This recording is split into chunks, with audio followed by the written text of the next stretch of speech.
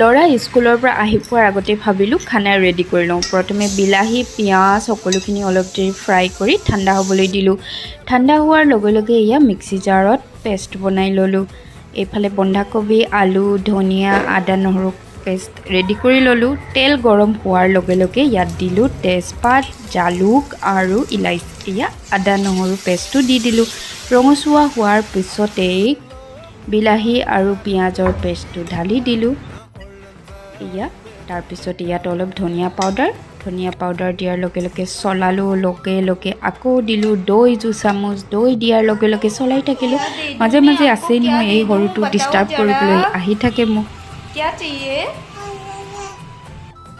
বিলাহী আৰু পিঁয়াজৰ পেষ্টটো অলপ দেৰি সিজাৰ পিছত এয়া আলু আৰু কবি ঢালি অলপ দেৰি ঢাকন দি সিজালোঁ। তাৰপিছত এয়া গৰম গৰম উতলা পানী দি দিলোঁ। গৰম গৰম উতলা পানী পাই ফটাফট চব্জি সিজি গ'ল আৰু এয়া চব্জি মছলা আৰু ধনিয়া পাত দি মোৰ আজিৰ চব্জি ৰেডি।